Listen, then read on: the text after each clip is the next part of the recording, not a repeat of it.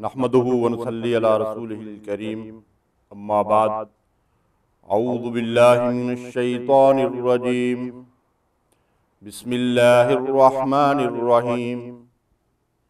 یا ایہا الذین آمنوا توبوا الی اللہ توبۃ نصوحا، عسى ربكم أن يكفر عنكم سيئاتكم ويدخلكم جنات تجري من تحتها الأنهار يوم لا يخزي الله النبي والذين آمنوا معه نورهم يسعى بين أيديهم وبأيمانهم يقولون ربنا أتمم لنا نورنا واغفر لنا إنك على كل شيء قدير۔ اے ایمان والو، تم اللہ کے سامنے سچی خالص توبہ کرو، شاید کہ تمہارا رب تم سے تمہارے گناہ دور کر دے اور تمہیں ایسی جنتوں میں داخل فرمائے جن کے نیچے نہریں جاری ہیں۔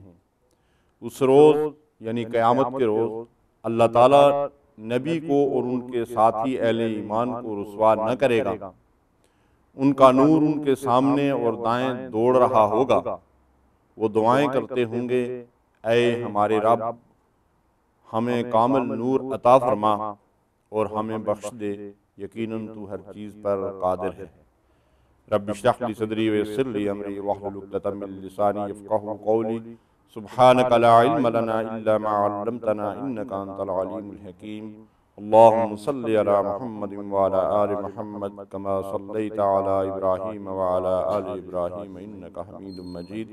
اللہم بارک علی محمد وعلی آل محمد کما بارکت علی ابراہیم وعلی آل ابراہیم انک حمید مجید۔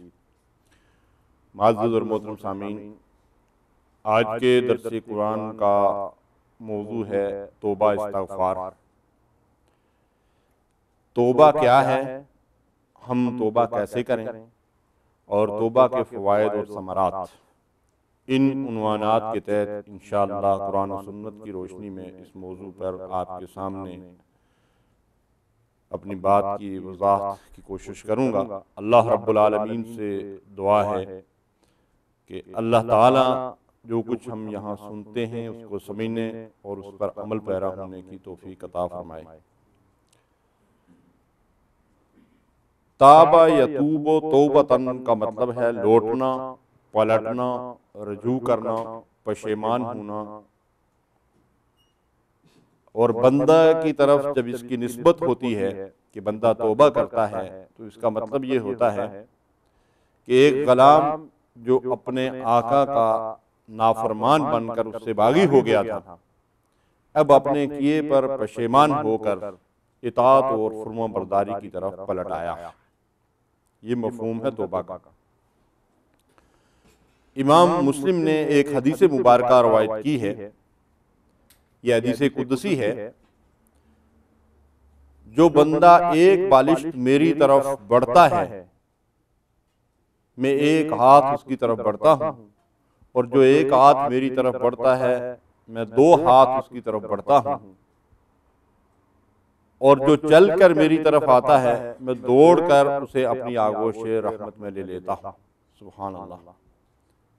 یعنی گویا کہ بندہ اگر اللہ تعالیٰ کی طرف رجوع کرتا ہے تو اللہ کی رحمت آگے بڑھ کر اسے ڈھانپ لیتی ہے اور اللہ تعالیٰ اس کے گناہوں کو معاف فرما دیتا ہے۔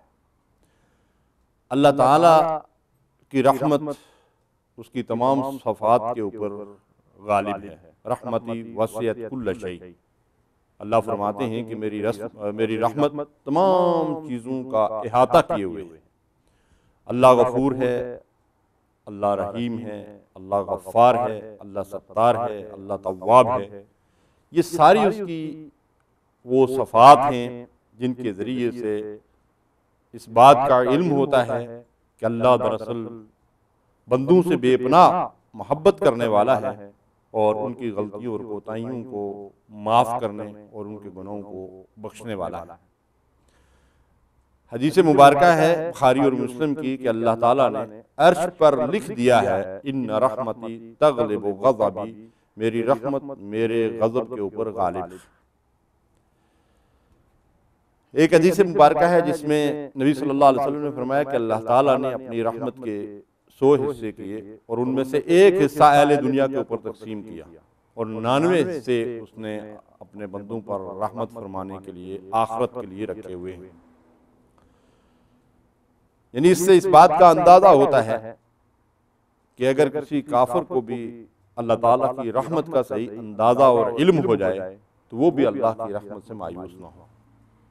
حضرت ابو موسیٰ اشعری رضی اللہ تعالیٰ عنہ سے روایت ہے کہ نبی صلی اللہ علیہ وسلم نے فرمایا اللہ تعالیٰ رات کو اپنا ہاتھ پھیلاتا ہے کہ جس شخص نے دن میں کوئی گناہ کیا ہو وہ رات کے وقت توبہ کر کے اس رب کی طرف رجوع کر لے، اور اللہ تعالیٰ دن کو اپنا ہاتھ پھیلاتا ہے کہ جس شخص نے رات کو کوئی گناہ کیا ہو وہ اللہ تعالیٰ کی طرف رجوع کر کے اپنے گناہ کی معافی مانگ لے حتیٰ کہ سورج مغرب سے طلوع ہو۔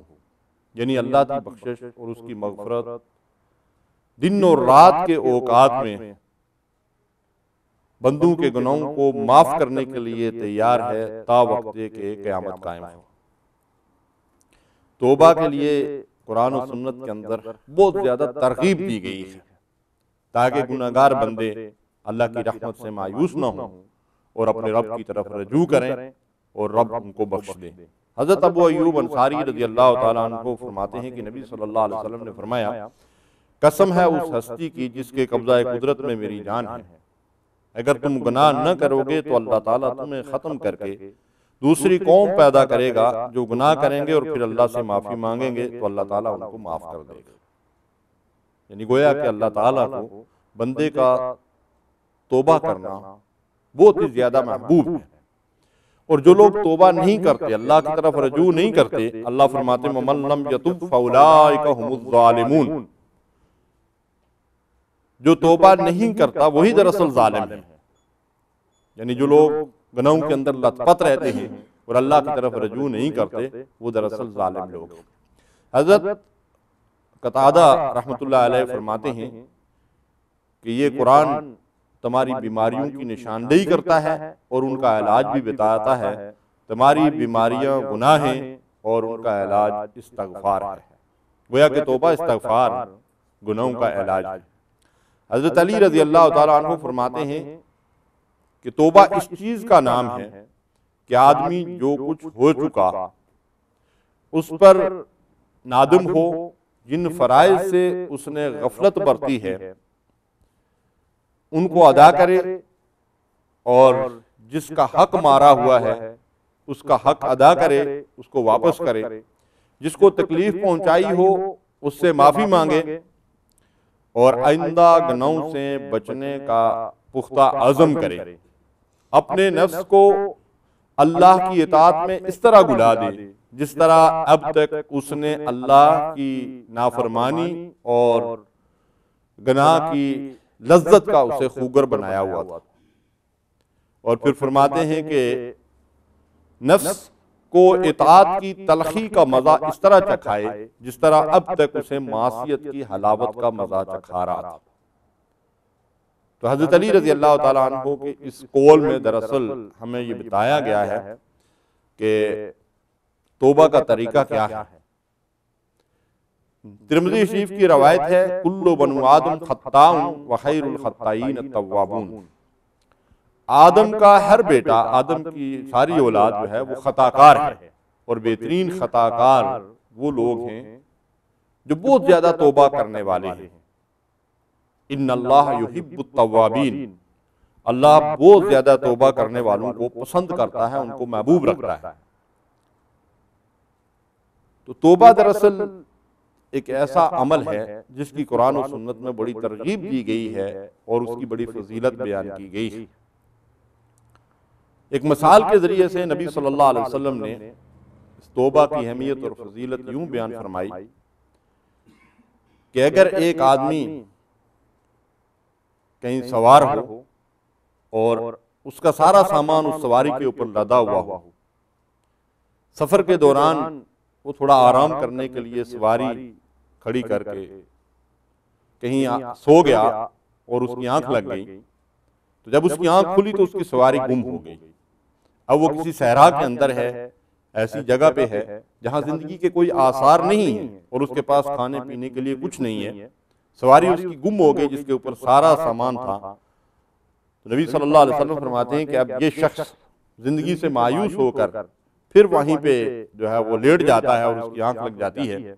پھر جب اس کی آنکھ کھلتی ہے تو وہ دیکھتا ہے کہ سواری اس کے سامنے کھڑی ہے، تو اس کی خوشی کا عالم کیا ہوگا، یعنی اس کی خوشی کی انتہا ہو جائے گی کہ جو موت کا انتظار کر رہا تھا اور اسے زندگی مل گئی۔ تو اس خوشی کے عالم میں وہ اللہ تعالیٰ کا شکر ادا کرنے کے لیے یہ کہنا چاہتا ہے کہ اے اللہ تیرا شکر کہ تو میرا رب اور میں تیرا بندہ ہوں۔ تو غلطی سے اس کی زبان لڑکھڑا جاتی ہے خوشی میں اور وہ کہہ دیتا ہے کہ اے اللہ تو میرا بندہ اور میں تیرا رب، یعنی اس قدر اسے خوشی ہوتی ہے۔ تو نبی صلی اللہ علیہ وسلم نے فرمایا کہ اللہ تعالیٰ کا گناہ گار بندہ جب اللہ کی طرف رجوع کرتا ہے تو اللہ کو اس سے کئی گنوں زیادہ خوشی ہوتی ہے۔ اس کا مطلب یہ ہے کہ اللہ تبارک و تعالیٰ یہ چاہتا ہے کہ بندے میری طرف رجوع کریں اور میں ان کے گناہوں کو بخش دوں۔ دیکھیے گناہ گاروں کو اللہ تبارک و تعالیٰ نے قرآن مجید میں جا بجا کتنے ہی پیارے انداز سے خطاب کیا۔ قُلْ يَا عِبَادِيَ الَّذِينَ أَسْرَفُوا عَلَىٰ أَنفُسِهِمْ قُلْ، اے نبی اعلان کر دیجئے، لوگوں کو بتا دیجئے، یا عبادی، اے میرے بندو۔ کتنا پیارا انداز ہے، اس کے اندر کتنی شفقت اور کتنی محبت ہے۔ اور کن بندوں کو اللہ تبارک و تعالیٰ مخاطب فرما رہے ہیں، کن بندوں سے کہہ رہے ہیں کہ میرے بندو، الذین اسرفوا علی انفسہم، جنہوں نے بڑے بڑے گناہ کیے ہیں، اپنی جانوں کے اوپر ظلم کیا ہے۔ ان بندوں کو جب اللہ تعالیٰ بلاتا ہے، پکارتا ہے توبہ کے لیے، تو انہیں میرے بندے کہہ کر پکارتا ہے، یا عبادی، اے میرے بندو۔ قل یا عبادی الذین اسرفوا علی انفسہم، اے میرے وہ بندو جنہوں نے اپنی جانوں کے اوپر ظلم کیا ہے، زیادتیاں کی ہیں۔ لا تقنطوا من رحمت اللہ، اللہ کی رحمت سے کبھی مایوس نہ ہونا۔ ان اللہ یغفر الذنوب جميعا، تم نے جتنے بھی گناہ کیے ہیں اللہ ان سارے گناہوں کو بخشنے والا ہے۔ انہ هو الغفور الرحیم، کہ اس کی تو صفت ہی بخشنے والا ہے، وہ رحیم ہے، وہ مغفرت فرمانے والا ہے۔ نبئ عبادی انی انا الغفور الرحیم، میرے بندوں کو اس بات کی خبر دے دو کہ میں بخشنے والا اور رحم فرمانے والا ہوں۔ نبی صلی اللہ علیہ وسلم نے فرمایا، ترمذی کی روایت ہے کہ اللہ تعالیٰ فرماتا ہے، ابن آدم، جب تک تو مجھ سے دعا مانگتا رہے گا اور بخشش کی امید رکھے گا، میں تیرے گناہ بخشتا رہوں گا، خواہ تیری کوئی بھی حالت ہو، اور میں پرواہ نہیں کرتا۔ اے آدم کے بیٹے، اگر تیرے گناہ آسمان کے بادلوں کو پہنچ جائیں اور پھر تو مجھ سے مغفرت طلب کرے تو میں تیری مغفرت کر دوں گا۔ اے آدم کے بیٹے، اگر تو میرے پاس زمین بھر کر گناہ لے آئے اور میرے ساتھ کسی کو شریک نہ کرتا ہو تو میں تمہارے پاس زمین بھر کر مغفرت رہوں گا۔ سبحان اللہ۔ تو ان آیات اور احادیث سے ہمیں یہ معلوم ہوتا ہے کہ اللہ تبارک و تعالی دراصل ہمارے گناہوں کو معاف کرنا اور بخشنا چاہتا ہے، بس ضرورت اس بات کی ہے کہ ہمیں احساس ندامت ہو اور اس احساس ندامت کے ساتھ ہم اللہ کی طرف رجوع کریں اور اپنے گناہوں کی معافی مانگیں۔ توبہ کی قبولیت کے لیے جو شرائط قرآن و سنت کے اندر بیان کی گئی ہیں وہ کیا ہیں اور توبہ کا طریقہ کیا ہے؟ توبہ کے لیے نبی صلی اللہ علیہ وسلم نے فرمایا کہ جس آدمی نے کوئی گناہ کیا ہو تو وہ وضو کرے، 2 رکعت نماز ادا کرے، پھر اللہ تعالیٰ سے اس گناہ کی بخشش مانگے تو اللہ تعالیٰ اسے معاف کر دیتا ہے۔ امام احمد نے اس حدیث کو روایت کیا ہے۔ یعنی اگر توبہ کسی کبیرہ گناہ سے کرنا ہو، کبیرہ گناہ کیا ہیں؟ شرک ہے، بدعات ہیں، خیانت ہے، جھوٹ ہے، بدعہدی ہے، والدین کی نافرمانی ہے، زنا ہے، شراب ہے، جادوگری ہے، کہانت وغیرہ، جس کبیرہ گناہ ہیں، اگر کسی کبیرہ گناہ سے کسی آدمی کو توبہ کرنا ہے تو اسے چاہیے کہ وضو کرے، 2 رکعت نماز ادا کرے اور پھر اللہ تعالیٰ سے معافی مانگے اور اللہ تعالیٰ اسے معاف فرمانے والے ہیں۔ توبہ کی قبولیت کے لیے بعض ایسے اوقات بھی ہیں کہ جن میں اگر توبہ کی جائے تو اللہ تعالیٰ خاص طور پر اسے قبول فرماتے ہیں۔ ایک تو فرض عبادات کے بعد جب آدمی کوئی فرض ادا کر کے فارغ ہوتا ہے جیسے نماز پڑھ کر فارغ ہوتا ہے، حج کر کے فارغ ہوتا ہے، عمرہ کر کے فارغ ہوتا ہے، یا روزہ افطار کر کے فارغ ہوتا ہے، تو یہ فرض عبادات کی فراغت سے جب آدمی فارغ ہوتا ہے اس سے، تو اس کے بعد خاص طور پر توبہ کی قبولیت کا وقت، اور پھر سحری کا وقت خاص توبہ کی قبولیت کا وقت ہے، جس کو ہم تہجد کا وقت کہتے ہیں، جس کا ذکر قرآن مجید میں بھی جا آتا ہے وَبِالْأَسْحَارِ هُمْ يَسْتَغْفِرُونَ، اللہ کے بندے سحری کے وقت اللہ تعالیٰ سے استغفار کرتے ہیں، تو یہ خاص توبہ کی قبولیت کے اوقات ہیں۔ ویسے توبہ ہمہ وقتی عمل ہے، اور ہر وقت اللہ تعالیٰ سے استغفار کرتے رہنا چاہیے اور توبہ کرتے رہنا چاہیے، اس لیے کہ نبی صلی اللہ علیہ وسلم کا فرمان ہے کہ میں دن بھر میں 70 مرتبہ سے زائد اللہ سے استغفار کرتا ہوں، اور دوسری روایت ہے کہ میں دن اور رات کے اوقات میں 100 مرتبہ اللہ تعالیٰ سے استغفار کرتا ہوں۔ تو اس کا مطلب یہ ہے کہ یہ وہ عمل ہے کہ ہر وقت ہمیں اللہ تعالیٰ سے استغفار کرتے رہنا چاہیے، اللہ کی طرف رجوع کرنا چاہیے، اور بار بار لوٹنا اور پلٹنا چاہیے۔ حضرت لقمان اپنے بیٹے کو وصیت کرتے ہیں کہ اپنی زبان کو اللہم اغفر لی کا عادی بناؤ، کیونکہ کچھ ساعتیں ایسی ہوتی ہیں جن میں اللہ تعالیٰ کسی سائل کو محروم نہیں کرتا۔ اللہم اغفر لی، اے میرے رب مجھے بخش دے، مجھے معاف کر دے، یہ ہمیشہ پڑھتے رہنا چاہیے، اللہ سے بخشش مانگتے رہنا چاہیے کہ کوئی بھی قبولیت کی گھڑی ہو سکتی ہے کہ اس قبولیت کی گھڑی میں اللہ تبارک و تعالیٰ اپنے بندے کو معاف فرما دے۔ حضرت معاذ بن جبل رضی اللہ تعالیٰ عنہ سے روایت ہے کہ نبی صلی اللہ علیہ وسلم سے عرض کیا گیا کہ مجھے کچھ نصیحت کیجیے، یعنی حضرت معاذ رضی اللہ تعالیٰ عنہ نبی صلی اللہ علیہ وسلم سے عرض کرتے ہیں کہ مجھے نصیحت کیجیے۔ آپ صلی اللہ علیہ وسلم نے فرمایا تقویٰ کو لازم پکڑ لو، یعنی ہر حال میں اللہ تعالیٰ سے ڈرتے رہو، اور ہر پتھر اور ہر درخت کے پاس اللہ کو یاد کرو، یعنی ہمیشہ اللہ تعالیٰ کا ذکر کرتے رہو، اور جب بھی کوئی گناہ یا غلطی سرزد ہو اس کی اللہ تعالیٰ سے توبہ کر لیا کرو، پوشیدہ گناہ کی توبہ پوشیدہ طور پر اور ظاہری گناہ کی توبہ ظاہری طور پر۔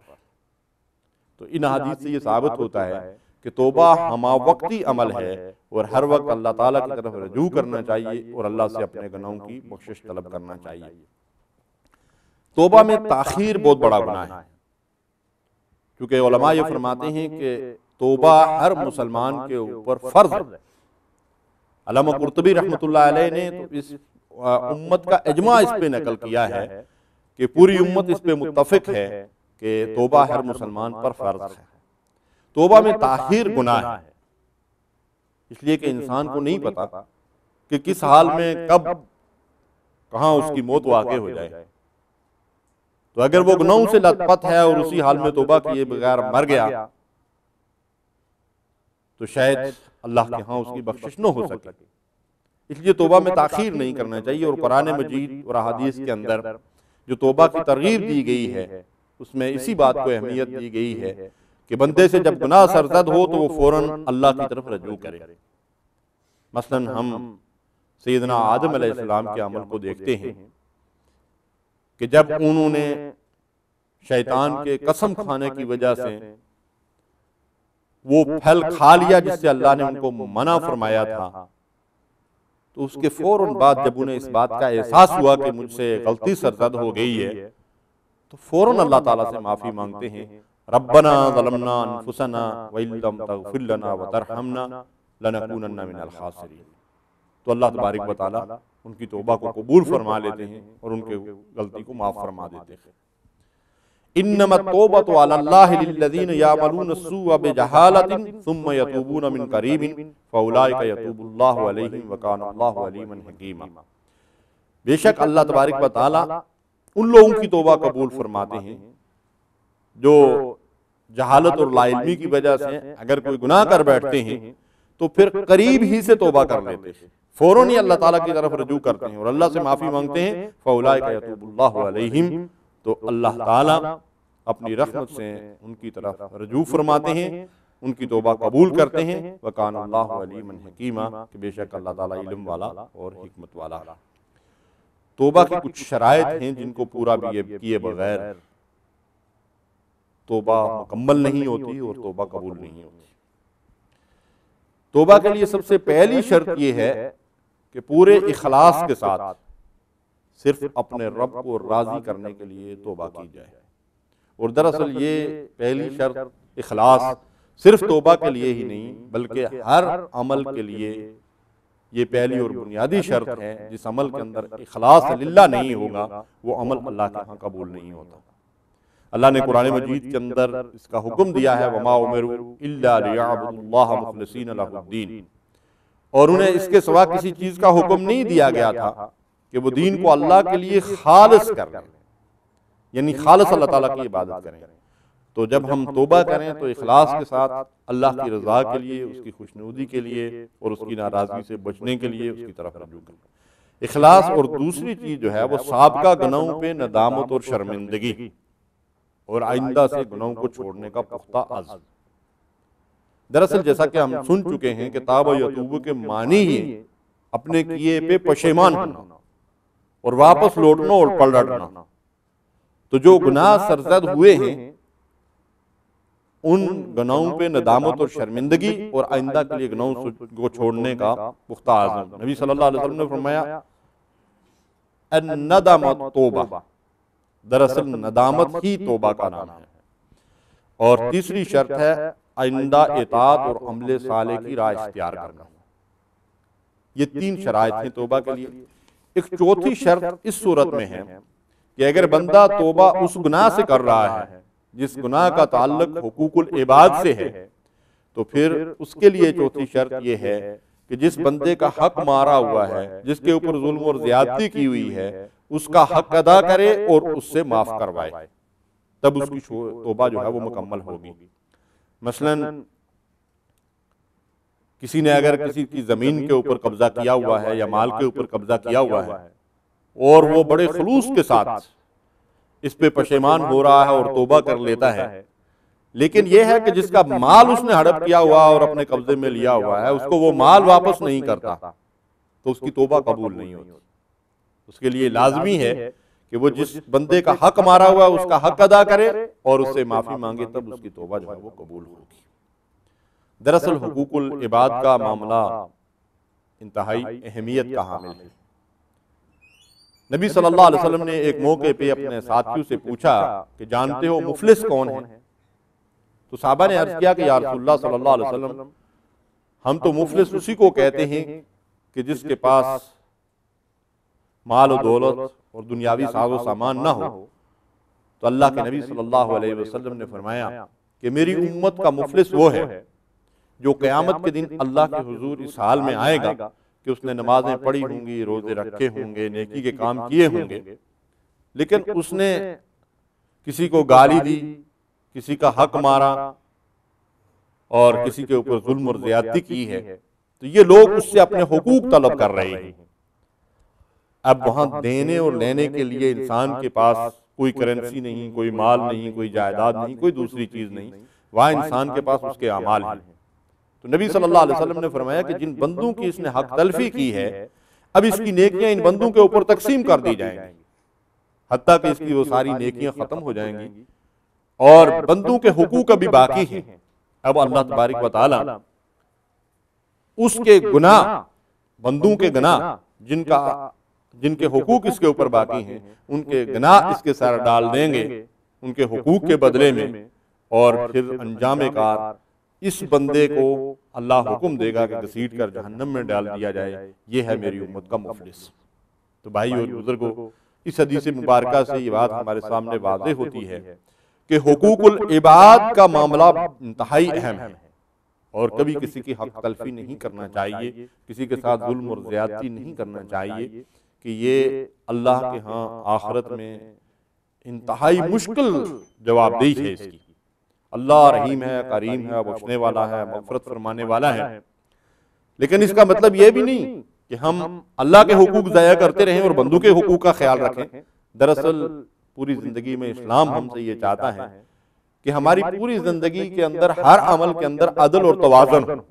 ہم اللہ کے حقوق بھی ادا کریں اور اللہ کے بندوں کے حقوق بھی ادا کریں.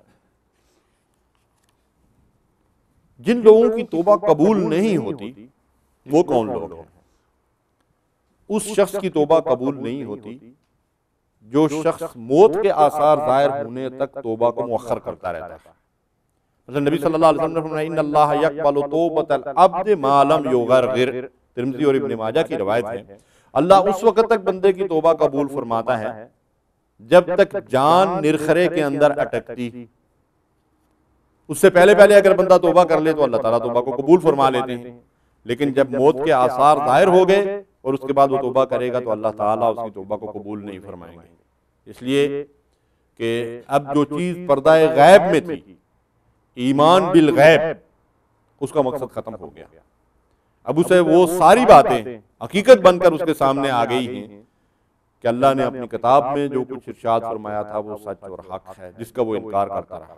جیسے ہم دیکھتے ہیں کہ فرعون جیسا بدبخت شخص بھی جب اس نے دیکھا کہ میری خدائی کے سارے دعوے دریا برد ہو گئے ہیں اور جو حقیقی خدا ہے، جو حقیقی بادشاہ ہے، جو حقیقی رب ہے، اس نے دریا کو حکم دے دیا ہے کہ وہ مجھے ڈبو دے، تو وہ کہتا ہے حتی اذا ادرکہ الغرق قال آمنت انہ لا الہ الا الذی آمنت بہ بنو اسرائیل وانا من المسلمین۔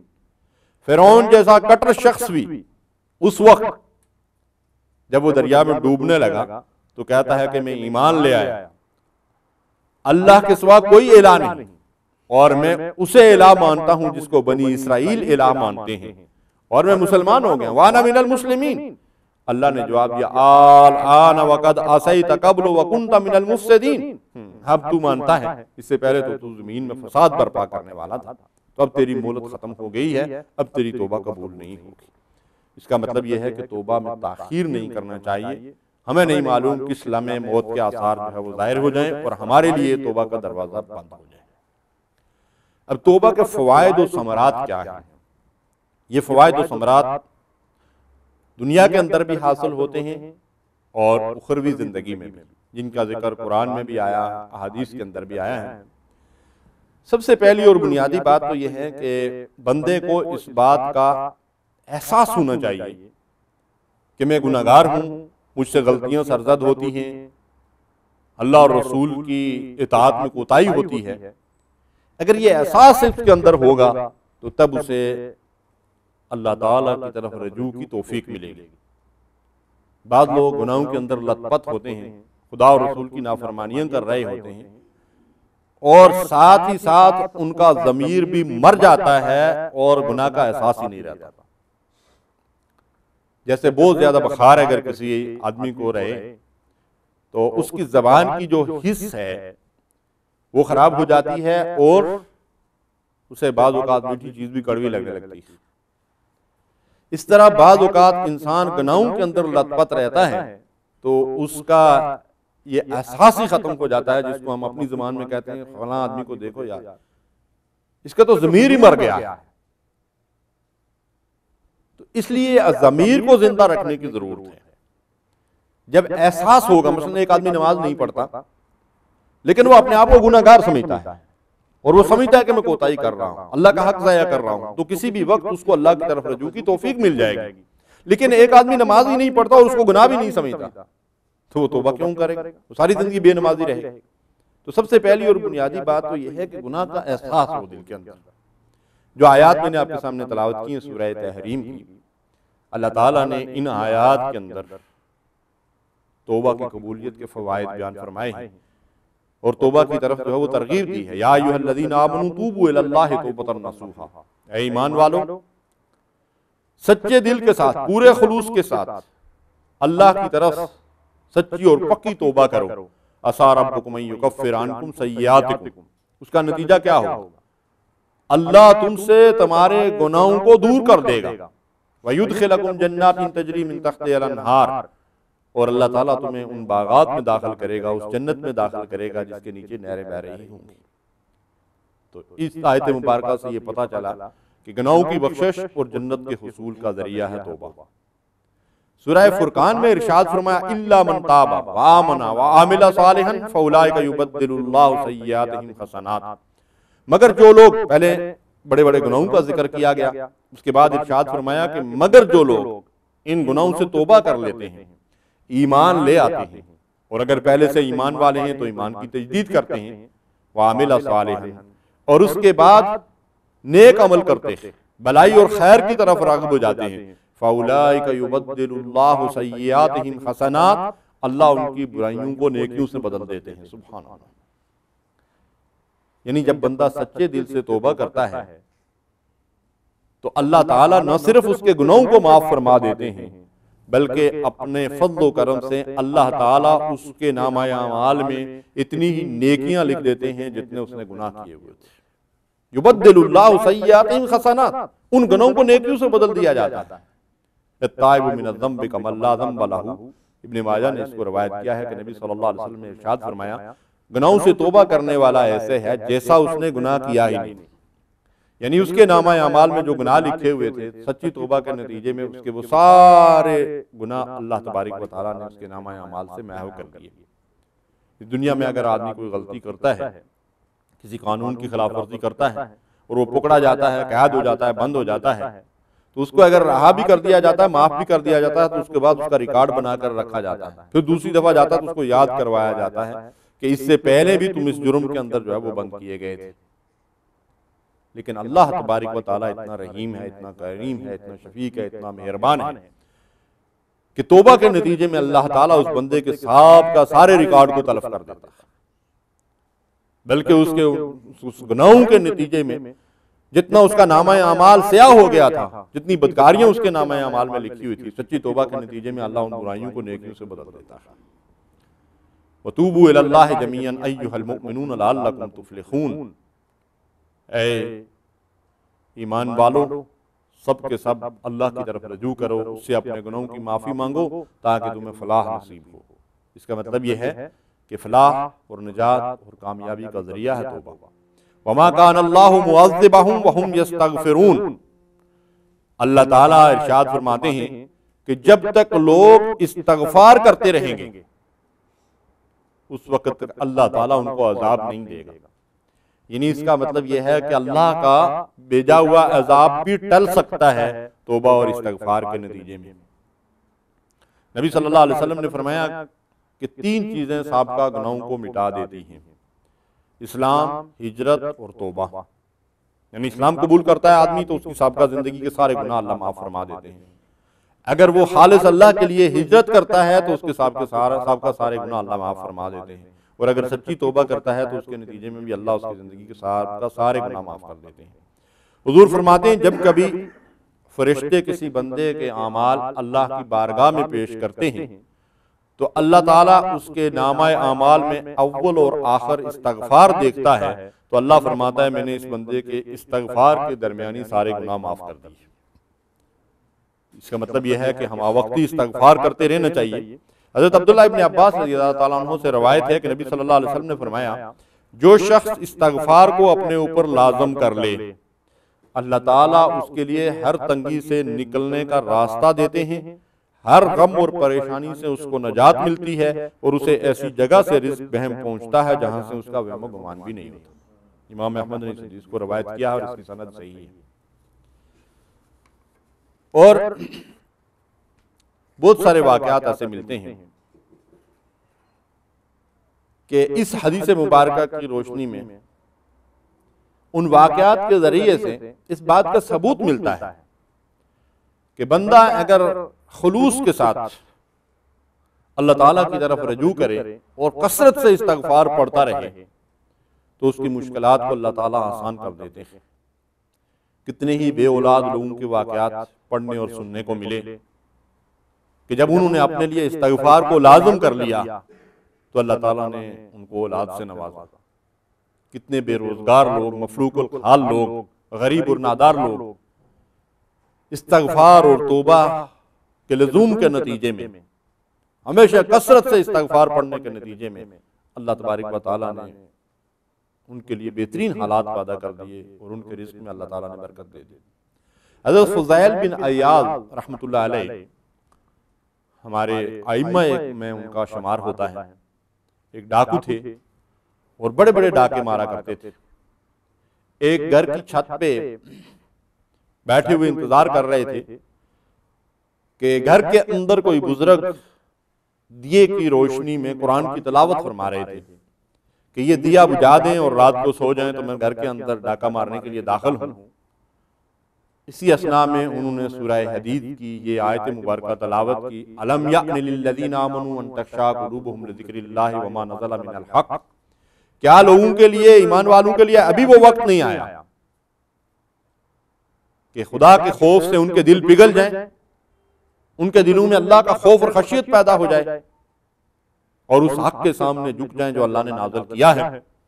تو فضیل بن عیاض عرب تھے، قرآن کی اس آیت کو انہوں نے سمجھ لیا، ایک چیخ ماری اور فوری طور پر اللہ تعالیٰ کی طرف رجوع کیا، سچی توبہ کی، لوگوں کا جو مال لوٹا ہوا تھا وہ واپس کیا، جو خرچ ہو چکا تھا ان سے جا کر خود کہا کہ میں یہ تمہیں واپس کروں گا، اور اس کے بعد توبہ کر کے اللہ کی اطاعت و فرمانبرداری کے راستے پہ لگے تو اللہ تبارک و تعالیٰ نے انہیں علم سے نوازا اور دین کا فہم عطا فرمایا، اور وہی فضیل بن عیاض مسلمانوں کے اماموں کے اندر ان کا شمار ہونے لگا۔ امام احمد اور ترمذی نے ایک حدیث کو روایت کیا ہے کہ جب بندہ کوئی گناہ کرتا ہے تو اس کے دل پہ ایک سیاہ نقطہ پڑ جاتا ہے، پھر جب وہ توبہ کرتا ہے تو وہ نقطہ صاف ہو جاتا ہے، اور اگر وہ گناہ کرتا رہتا ہے تو پورا دل سیاہ ہو جاتا ہے۔ اسی کو اللہ تعالیٰ نے فرمایا ہے کَلَّا بَرَّانَ عَلَىٰ قُلُوبِهِمْ مَا كَانُوا يَكْسِبُونَ، ہرگز نہیں بلکہ ان کی بدعمالیوں اور گناہوں کی وجہ سے ان کے دلوں کے اوپر میل چڑھ چکا ہے۔ تو یہی میل ہے گناہوں کا جن سے دل سیاہ ہو جاتے ہیں۔ اگر بندہ سچے دل سے اللہ کی طرف رجوع کرے اور توبہ کرے تو اللہ تعالیٰ اس میل کو دور کر دیتا ہے اور دل کا شیشہ جو ہے وہ پھر سے صاف ہو جاتا ہے۔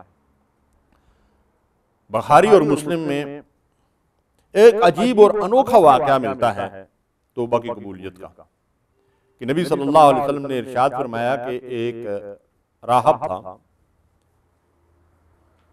اور وہ توبہ کرنا چاہتا تھا، ایک شخص تھا وہ توبہ کرنا چاہتا تھا اور اس نے بہت سے قتل کیے ہوئے تھے، 99 قتل کا ذکر آتا ہے، بخاری اور مسلم کی روایت ہے۔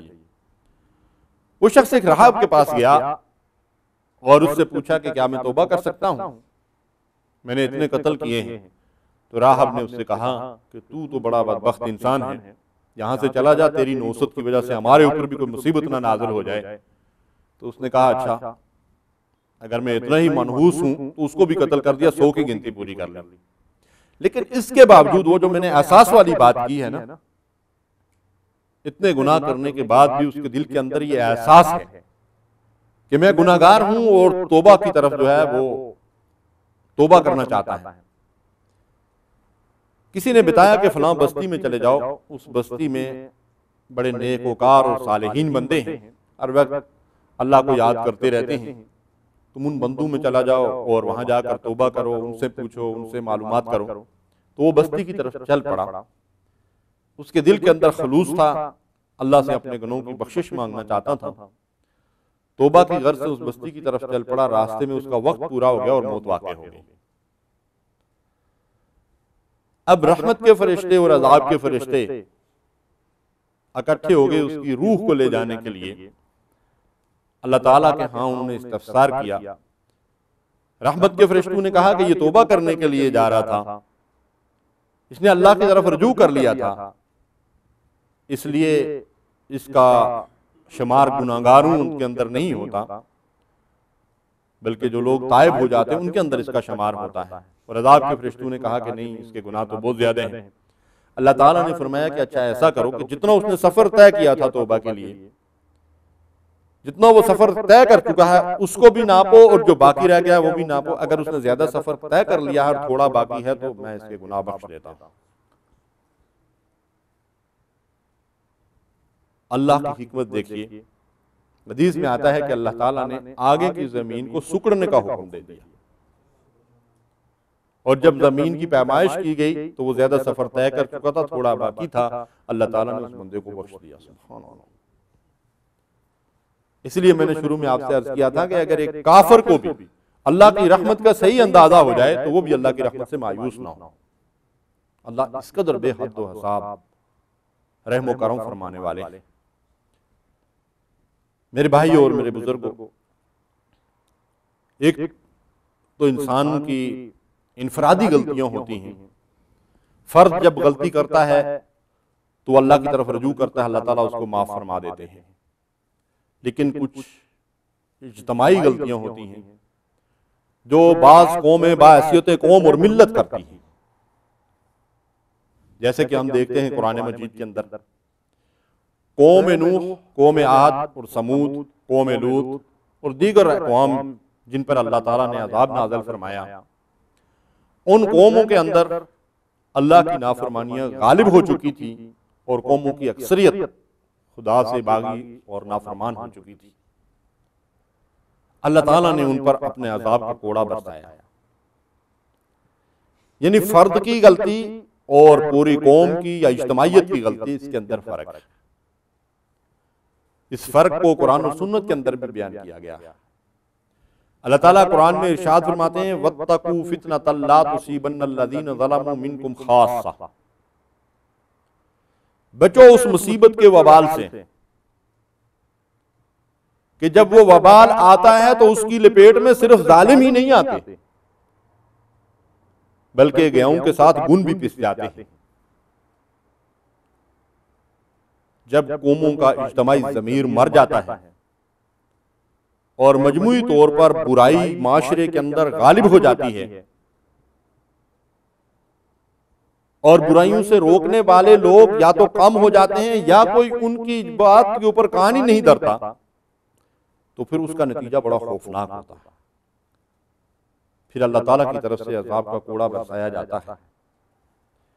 شاعر کہتا ہے کہ فطرت افراد سے اغماض بھی کر لیتی ہے، کرتی نہیں ملت کے گناہوں کو کبھی معاف۔ یعنی ایک فرد کی جو غلطی ہوتی ہے، تو جب فرد غلطی کرتا ہے یا گناہ کرتا ہے تو وہ چھپ چھپا کر غلطی کرتا ہے، اور وہ گناہ کہیں پردے کے اندر رہتا ہے اور ایک فرد تک محدود رہتا ہے۔ لیکن جب لوگوں کے اوپر خدا کی نافرمانیوں کا غلبہ ہو جاتا ہے، نفسانی خواہشات غالب آ جاتی ہیں اور شیطان ان کے اوپر پوری طرح حاوی ہو جاتا ہے، تو پھر اجتماعی طور پر لوگوں کے ضمیر مر جاتے ہیں اور برائی سر عام ہونے لگتی ہے۔ تو حدیث میں آتا ہے کہ جب سر عام برائی ہونے لگتی ہے اور لوگ اس برائی کو کرتے ہوئے جھجکتے نہیں، شرماتے نہیں، پریشان اور پشیمان نہیں ہوتے، تو پھر اللہ تعالیٰ ایسا عذاب بھیجتا ہے کہ عام اور خاص سارے اس عذاب کی لپیٹ میں آ جاتے ہیں۔ اس لیے انبیاء اور رسولوں نے اپنی قوموں کو اللہ کی طرف جو رجوع کی ترغیب دی اور تعلیم دی، اس میں سے بعض کا ذکر قرآن مجید میں کیا گیا ہے۔ حضرت نوح علیہ السلام اپنی قوم سے کہتے ہیں فَقُلْتُ اسْتَغْفِرُوا رَبَّكُمْ إِنَّهُ كَانَ غَفَّارًا،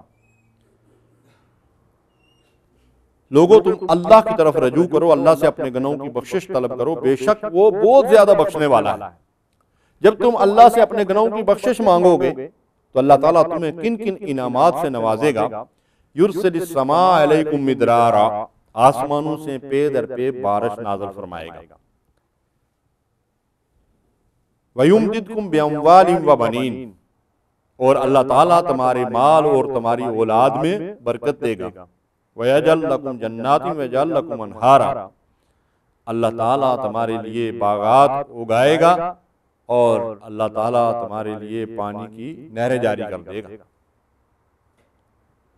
یعنی استغفار کے نتیجے میں اللہ تعالیٰ نے یہاں 4 انعامات کا ذکر کیا ہے۔ امام حسن بصری رحمۃ اللہ علیہ کے پاس مختلف لوگ آئے اور انہوں نے اپنی اپنی شکایات امام صاحب کے سامنے پیش کی۔ ایک شخص نے کہا خشک سالی ہے، کوئی طریقہ بتائیے کیا کریں؟ کہا جاؤ استغفار کرو۔ دوسرے نے کہا بے اولاد ہوں، کوئی طریقہ بتائیے کیا کروں؟ کہا جاؤ استغفار کرو۔ تیسرے نے کہا تنگ دست ہوں، کیا کروں؟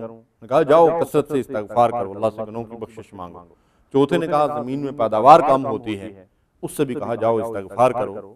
تو لوگ پریشان ہو کر حضرت سے پوچھنے لگے کہ سب بیماروں کو ایک ہی نسخہ شفا دیا جا رہا ہے، اس کے اندر کیا حکمت ہے؟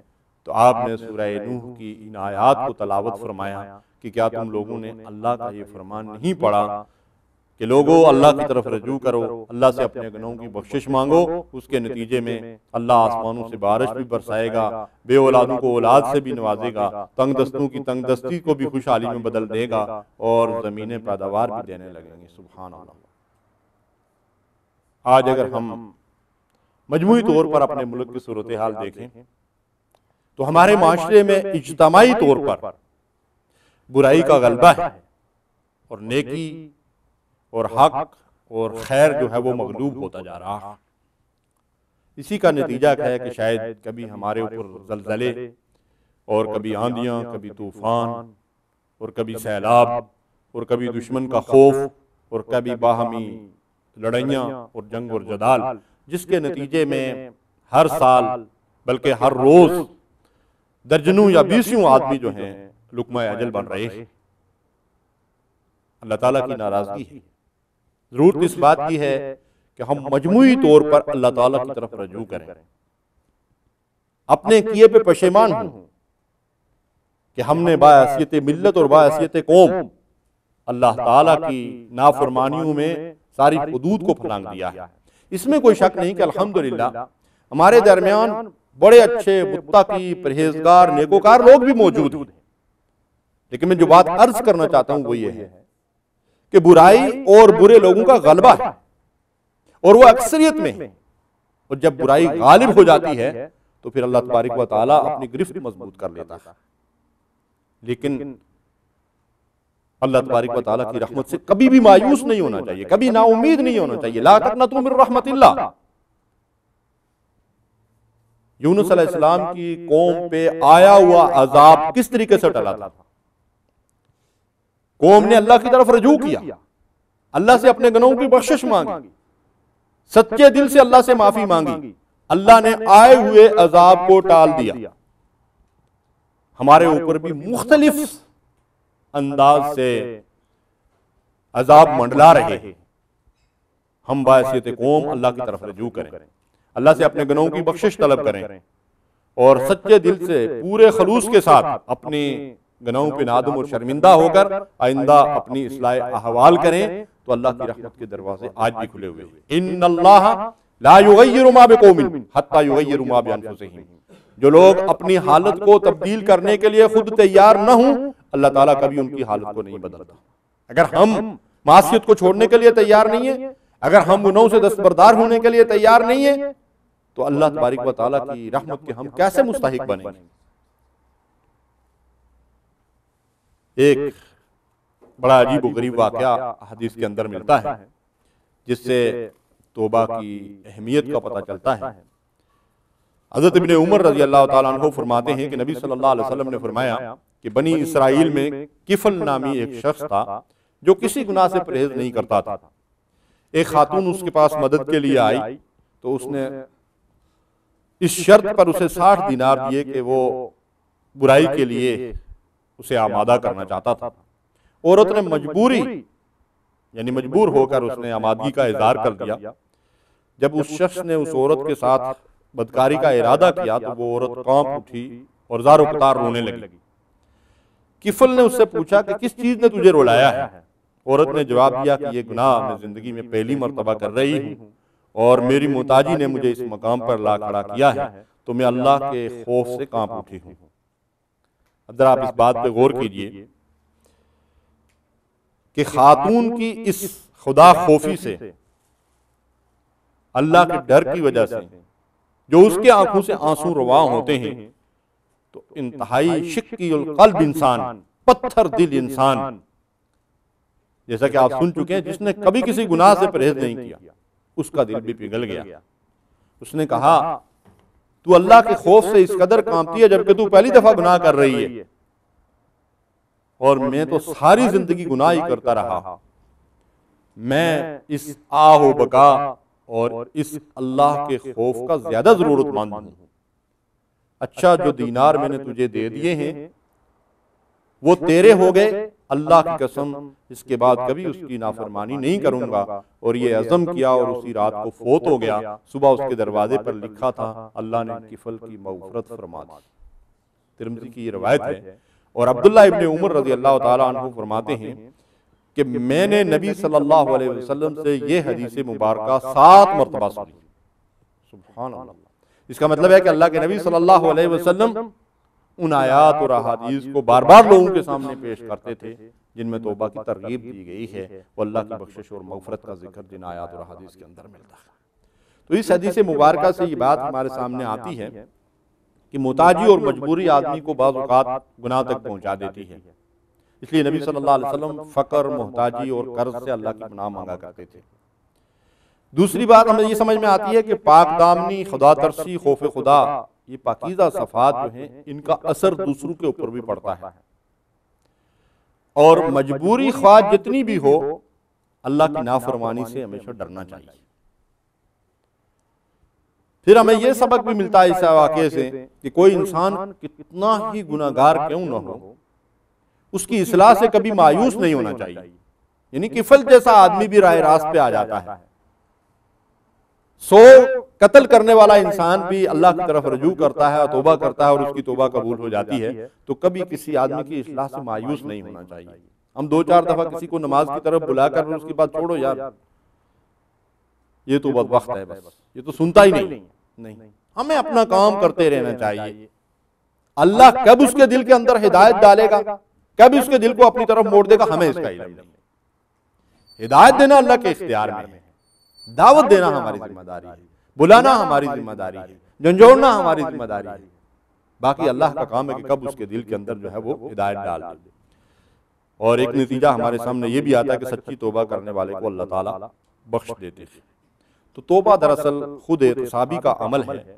کثرت سے ہمیں اللہ سے اپنے گناہوں کی بخشش اور مغفرت مانگتے رہنا چاہیے.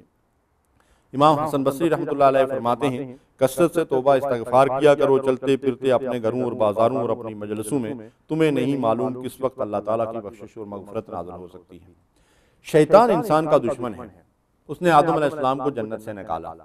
اب وہ ہر انسان کے پیچھے لگا ہوا ہے. نیک سے نیک انسان سے بھی وہ کوئی نہ کوئی غلطی کروا دیتا ہے. نبی صلی اللہ علیہ وسلم نے فرمایا کہ شیطان نے قسم کھا کر کہا اللہ تعالیٰ سے کہ میں تیرے بندوں کو گمراہ کرتا رہوں گا جب تک کہ ان کے جسموں میں روح باقی رہے گی.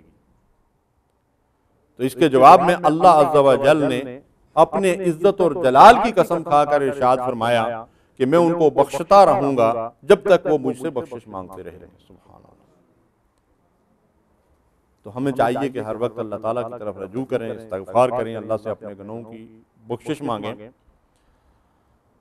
استغفار کے لیے بہت سے کلمات احادیث کے اندر سکھائے گئے ہیں. استغفر اللہ الذی لا الہ الا هو الحی القیوم واتوب الیہ.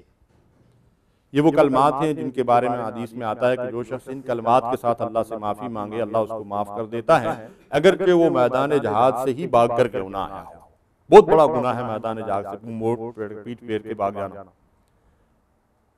ان کلمات کے ساتھ استغفر اللہ الذی لا الہ الا هو الحی القیوم واتوب الیہ.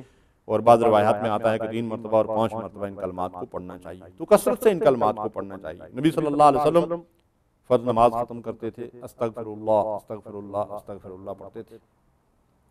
فتح مکہ کے موقع پر اللہ تعالیٰ نے رسول اللہ صلی اللہ علیہ وسلم کو حکم دیا فسبح بحمد ربک واستغفر انہ کان توابا.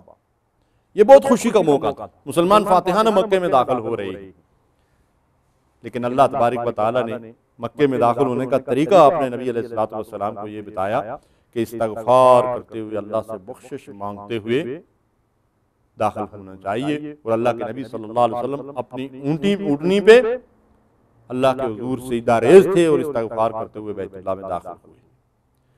دراصل جس قدر اللہ تعالیٰ کے احسانات بندے پہ ہوتے ہیں اسی قدر اللہ تعالیٰ کے سامنے انسان کو زیادہ سے زیادہ جھکنا چاہیے. ایک پھلدار درخت کے جب پھل پک جاتے ہیں تو اس کی ساری شاخیں نیچے کی طرف جھک جاتی ہیں. استغفار کا مطلب یہ ہے کہ اپنے گناہوں سے ندامت اور شرمندگی ہو اور بندہ اپنے رب کے احکامات کے سامنے جھک جائے اور اس کے سامنے سجدہ ریز ہو جائے اور اس سے اپنے گناہوں کی بخشش اور اپنے گناہوں کی معافی طلب کرے. اس ساری گفتگو کا خلاصہ اور نچوڑ یہ ہے کہ اللہ تعالیٰ کو توبہ کا عمل بڑا پسند ہے. ان اللہ یحب التوابین. اللہ ان بندوں کو محبوب رکھتا ہے اور پسند کرتا ہے جو خوب توبہ کرتے ہیں، بار بار توبہ کرتے ہیں، بار بار لوٹتے اور پلٹتے ہیں۔ اور یہ بندگی اور غلامی اللہ تعالیٰ کی بہترین صفت ہے۔ گناہوں کی بخشش کا ذریعہ ہے توبہ، اس سے رزق میں فراخی ہوتی ہے، اور سچی توبہ گناہوں کو نیکیوں میں بدل دیتی ہے۔ توبہ استغفار کے ذریعے سے رنج اور غم سے نجات ملتی ہے۔ نبی صلی اللہ علیہ وسلم کثرت سے استغفار کیا کرتے تھے۔ توبہ کے ذریعے سے اللہ کے عذاب ٹل جاتے ہیں اور باران رحمت کا نزول ہوتا ہے، مال اور اولاد میں خیر و برکت ہوتی ہے، اور موت کے بعد بلندی درجات کا ذریعہ ہے توبہ۔ سچی توبہ یہ ہے کہ آدمی اپنے سابقہ گناہوں پہ نادم اور شرمندہ ہو، آئندہ کے لیے گناہوں سے بچنے کا پختہ عزم کرے اور اپنی اصلاح کرے، اللہ اور رسول کی اطاعت اور فرمانبرداری کا راستہ اختیار کرے۔ اللہ رب العالمین سے دعا ہے کہ وہ ہمیں سچی توبہ کی توفیق دے اور ہماری توبہ کو قبول فرمائے۔